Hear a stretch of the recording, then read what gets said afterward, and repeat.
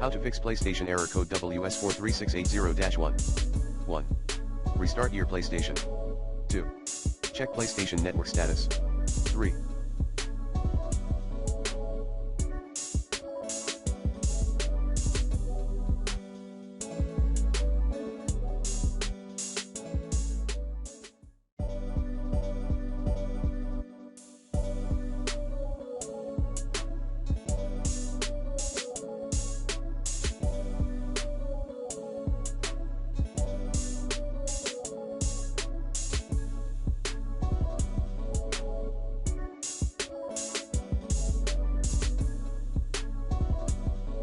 Enter your router admin page and change Wi-Fi band from automatic to 5 GHz.